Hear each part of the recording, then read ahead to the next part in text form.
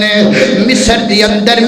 اندر ایک نوجوان بڑا خوبصورت سی، وہ دی آواز بھی بڑی پیاری سی، آواز بھی سونی، آپ بھی سونا، آواز بھی خوبصورت تھی، آپ بھی خوبصورت ہے۔ وہ دے تقوی دیاں تمہ پورے مصر دی اندر پنگا ہوئیاں نے،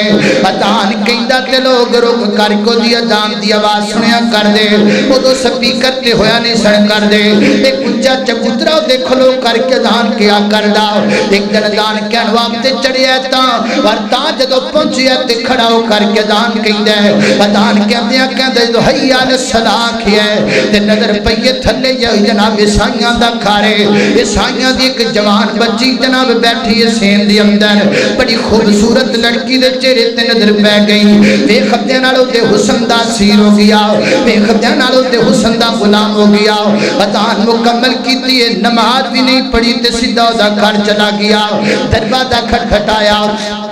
اتفاقاً اسے بچی نے دروازے دے پوچھیا کون ہو دروازہ کھٹکھٹان والے، اگوں کہندا ہے میں تیری حسن دا غلام ہو گیا ہاں، میں تیری حسن دا نوکر بن گیا ہاں، میں تیری حسن دا اسیر بن گیا ہاں، میں نال شادی کر لے، میں تیرے نال نکاح کرنا چاہنا ہاں۔ انہیں آکھیا تیرے تے ساڈے رستے الگ نے، تو مسلمان ہے، میں عیسائیاں دی لڑکیاں کیویں تیرے نال شادی کراں؟ انہیں آکھیا جو مرضی کر، جڑی شرط رکھ دے میں تیری منن نوں تیار ہاں۔ انہیں آکھا ہی کوئی شرط ہے، اسلام چھڑ دے تے میں تیرا نکاح کر لواں گی۔ انہیں آکھا میں اتھے کھلوتا کوتا اسلام چھڑنا وا، اسلام چھڑ دیتا، اسلام چھڑ دیتا، لڑکی نال شادی دے دن تے ہو گئے نے۔ حضرت امام قرطبی فرماتے نے کسے کام دی گردل مقام دی چھت سے چڑھیا ہے، یک دم چھت تو پیر پھسلیا زمین تے گر گیا،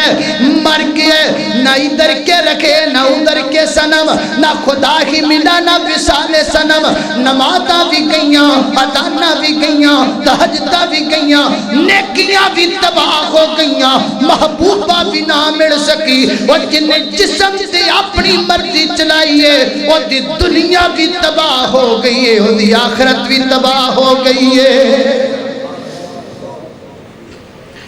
نہ آکھیا کر جسم میرا مرضی میری، جنہ اپنے جسم تے اپنیاں چلائیاں نے وہ دنیا تے بھی ذلیل ہو کے مرے نے، تے جنہ نو دنیا تے ذلت لبی انہاں نو آخرت جنت کتھے لبنی ہے؟